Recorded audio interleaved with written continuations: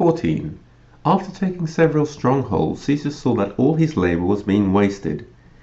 Capturing their strongholds did not prevent the enemy from escaping, and he was not in a position to cripple them. He decided therefore that he must wait for his fleet to be assembled and brought up. Directly hove in sight, some 220 enemy ships, perfectly equipped and ready for immediate action, sailed out of harbor and took up stations facing it. Neither its commander Brutus nor the military tribunes and centurions in charge of the individual ships could decide what to do or what tactics to adopt. They knew that no injury could be inflicted on the enemy by ramming, and when they tried erecting turrets, they found that they were still overtopped by the foreigners' lofty sterns and were too low to make their missiles carry properly, while the enemy's fell with great force. One device, however, that our men had prepared proved very useful. Pointed hooks fixed into the ends of long poles, not unlike the grappling hooks used in sieges. With these, the halyards were grasped and pulled taut, and then snapped by rowing hard away. This of course brought the yards down, and since the Gallic ships depended wholly on their sails and rigging, when stripped of these they were at once immobilized. After that it was a soldier's battle, in which the Romans easily proved superior, especially as it was fought under the eyes of Caesar and the whole army, so that any act of special bravery was bound to be noticed. All the cliffs and hills that commanded a near view of the sea were occupied by the troops. 15. When the yards of an enemy ship were torn down in the manner described, 2 or 3 of ours would get alongside and the soldiers would make vigorous efforts to board it. When the natives saw what was happening, and after the loss of several ships could still find no answer to these tactics, they tried to escape by flight. They had already put their ships before the wind when suddenly such a dead calm fell that they could not stir. Nothing could have been more fortunate for us. It enabled us to complete the victory by pursuing and capturing the vessels one after another, and only a very few managed to make land when night came on after a battle that lasted from about 10 o'clock in the morning until sunset.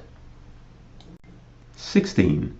This victory ended the war with the Veneti and all the other maritime tribes, for besides assembling all their men of military age, and indeed all the older men of any standing or reputation for good judgment, they had also concentrated every one of their ships. And now that all these were lost, the survivors had no refuge left and no means of defending their strongholds, so they surrendered themselves and all their possessions to Caesar. He resolved to make an example of them in order to teach the natives to be more careful in future about respecting the rights of ambassadors. He had all their counselors executed and the rest of the population sold as slaves. 17. While these events were taking place in the country of the Veneti, Sabinus arrived with the troops assigned to him in the territory of the Venelli. Their leader was Viridovix, the commander-in-chief of all the rebel tribes, from which he had raised a large army.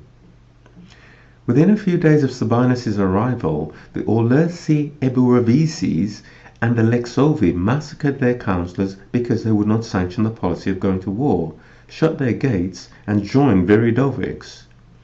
And they had also assembled from all over Gaul a host of desperadoes and bandits, to whom the prospect of fighting and plunder was more attractive than farming and regular work. Sabinus refused to leave his camp, which was ideally situated, while Viridovix, who had encamped opposite him at a distance of 2 miles, led his troops out daily and offered battle. The Gauls began to despise Sabinus, and even some of his own troops made insulting remarks. In the end, he so convinced the enemy of his timidity that they ventured close up to the rampart of the camp. The real reason for his inaction was his opinion that a subordinate ought not to engage such a large enemy force, especially in the absence of his commander-in-chief, without having either an advantage of position or some particularly favorable opportunity. 18.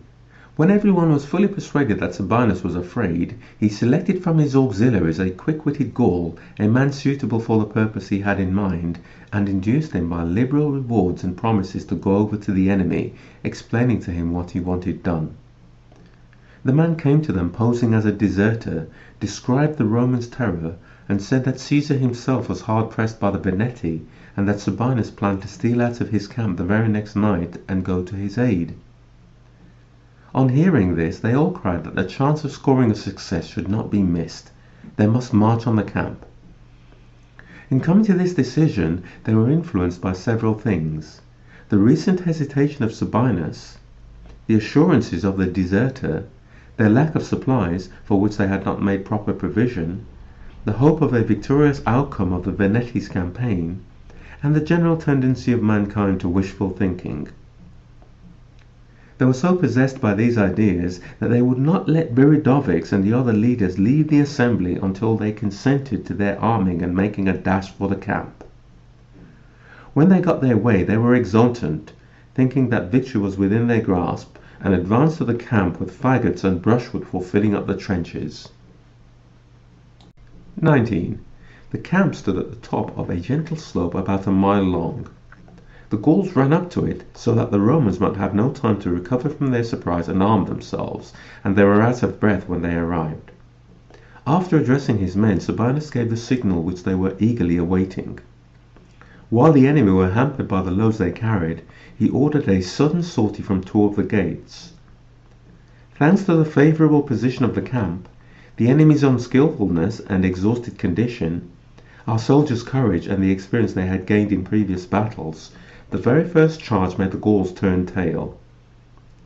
But they were in no condition to escape, and it was easy for our fresh troops to overtake them and to kill a large number. The remainder were rounded up by the cavalry, with the exception of a few who got clean away. Sabinus heard of the naval battle at the same time his own victory was reported to Caesar, and all the rebel states immediately submitted to him. For while the Gauls are quick and impetuous in taking up arms, they have not the strength of character to stand up against reverses.